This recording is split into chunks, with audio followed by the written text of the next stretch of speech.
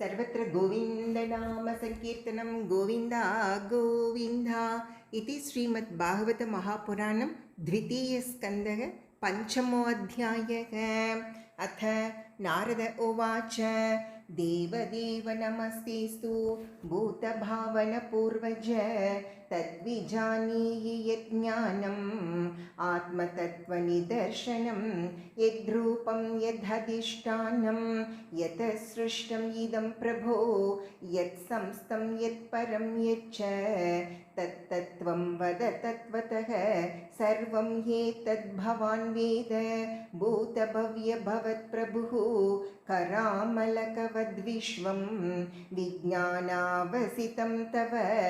यद्विज्ञानो यदाधारो यत्परस्त्वं यदात्मकः एकः सृजसि भूतानि भूतैर्येवात्ममायया आत्मन् भावयसे तानि न पराभावयन् स्वयम् आत्मशक्तिम् अवष्टभ्य ऊर्णानाभिर्वाक्लमः नाहं वेद परं ह्यस्मिन् नापरं न समं विभो नामरूपगुणैर्भाव्यं सदसत्किञ्चिदन्यतः स भवान् अचरद्घोरं यत्तपसु समाहितः तेन खेदयसे न त्वं पराशङ्कां प्रयच्छसि ये तन्मे पृच्छतः सर्वं सर्वज्ञसकलेश्वरः विजानीहि यदैवेदम् अहं बुद्ध्यानुशासितः। ब्रह्मोवाच सम्यक् कारुणिकस्येधं वत्सते विचिकित्सितं यदहं चोदितः सौम्य भगवद्वीर्यदर्शने नानृतं तव तच्चापि यथा मां प्रभरवीषि भोः अविज्ञाय परं मत्त एतावत् त्वं यतो हि मे येन स्वरोचिषा विश्वं रोचितं रोचयाम्यहं यथार्को अग्निर्यथा सोमो यतर्क्षग्रहतारकाः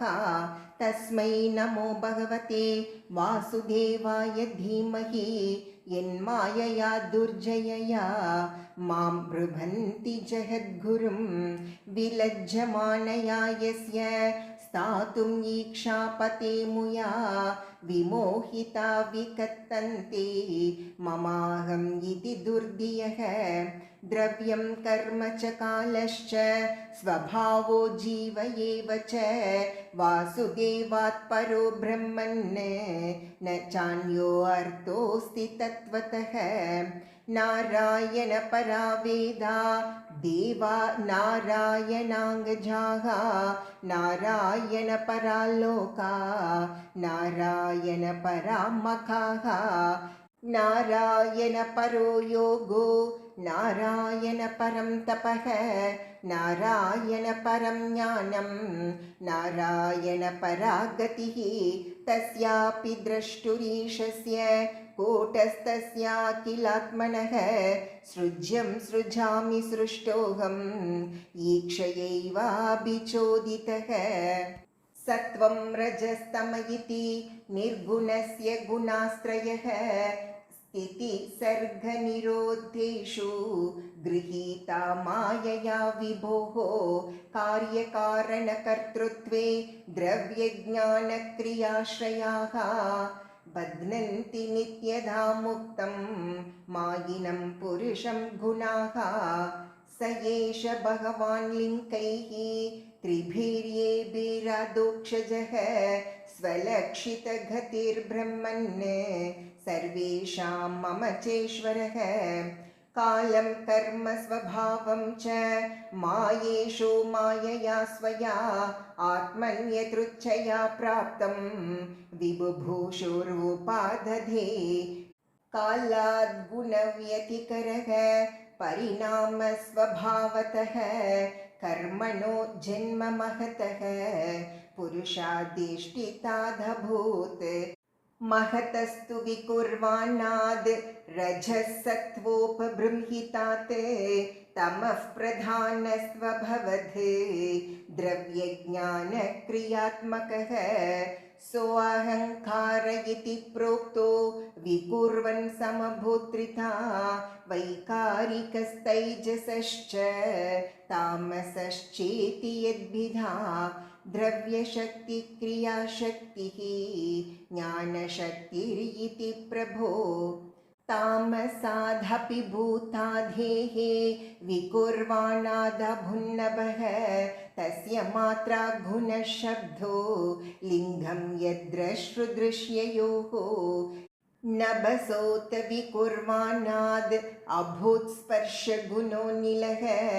परान्वयात् शब्दवांश्च प्राणवोजस्सहो बलं वायोरपि विकुर्वाणात् कालकर्मस्वभावतः उदपद्यत तेजो वै रूपवत् स्पर्शशब्दवत् तेजसस्तु विकुर्वाणाद् आसीदम्बोरसात्मकं रूपवत् स्पर्शवच्चाम्बो घोषवच्च परान्वयात् विशेषस्तु विकुर्वाणाद् अम्बसो गन्धवानभूत् परान्वयाद् रसस्पर्श शब्दरूपगुणान्वितः वैकारिकान् मनोजज्ञे देवा वैकारिकादश दिग्वातार्कप्रच्छेदोष्वी वह्नीन्द्रोपेन्द्रमित्रकाः तैजसात्तु विकुर्वाणाद् इन्द्रियाणि दशाभवन् ज्ञानशक्तिः क्रियाशक्तिः बुद्धिः प्राणश्च तैजसौ श्रोत्रं त्वघ्राणदृग्जिह्वा वाग्धूर्मिड्राङ्घ्रिपायवः यथैते सङ्गता भावा भूतेन्द्रियमनोगुणाः यथायतननिर्माणे न शीकुर्ब्रह्मवित्तम तथा संहत्य चान्योन्यं भगवच्छक्तिचोदिताः सदसत्त्वम् उपाधाय चोभयं ससृजुर्यदः वर्षपोघसहस्रान्ते तदण्डम् उदकेशयं कालकर्मस्वभावस्तो जीवो जीवम् अजीवयत् स एव पुरुषस्तस्माद् अण्डं निर्भिद्य निर्गतः सहस्रोर्वाङ्घ्रिभावक्षः सहस्रानन शीर्षवान् यस्येहावयवैर्लोकान् कल्पयन्ति मनीषिणः कट्यादिभिरधः सप्त सप्तोर्ध्वं जगनादिभिः पुरुषस्य मुखं ब्रह्म क्षत्रं एतस्य बाहवः ऊर्वोर्वैश्यो भगवतः पद्भ्यां शूद्रोऽभ्यजायत भूर्लोकः कल्पितः पद्भ्यां भुवर्लोकोऽस्य नाभितः हृदा स्वर्लोक उरसा महर्लोको महात्मनः ग्रीवायां जनलोकश्च तपोलोकः स्तनद्वयात् मूर्धभि सत्यलोकस्तु ब्रह्मलोकः सनातनः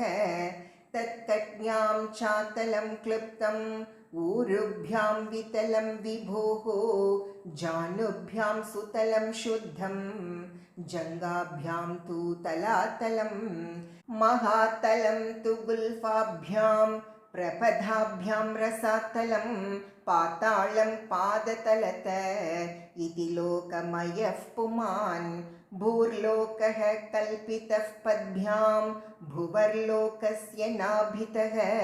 स्वर्लोकः कल्पितो मूर्ध्ना इति वा लोककल्पना इति श्रीमद्भागवतमहापुराणे पारमहंस्यां संहितायां द्वितीयस्कन्धे पञ्चमोऽध्यायः। सर्वत्र गोविन्दनामसङ्कीर्तनं गोविन्द गोविन्द।